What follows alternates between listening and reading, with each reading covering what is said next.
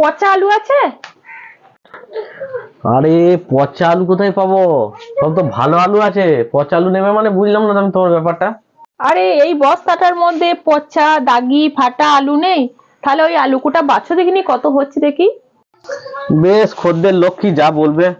দেখছি আমি পচাগুলো বেছে দিচ্ছি। পচা নিয়ে আর খদ্দের তো আমি দেখি না, এই প্রথম দেখলাম।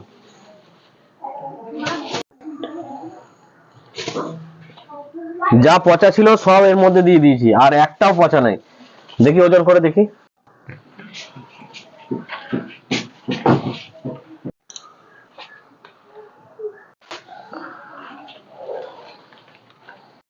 কিলো দুয়ের মতো বেরোলো পচা কাটা আলু। ওই বস্তার আলু কোটা সব ফ্রেশ আছে তো? হ্যাঁ, এইগুলো সব ফ্রেশ। ওইগুলো তো পচা কাটা যেগুলো ছিল সব একটা চিকচিকির মধ্যে 2 কিলো হলো। তাহলে এক কাজ করো, এই পচা আলু বাদ দিয়ে দাও, আর ওই বস্তা থেকে আমাকে 2 কেজি ফ্রেশ আলু দিয়ে দাও। তা আগেই তো বলতে পারতে যে ভালো আলুগুলো দাও।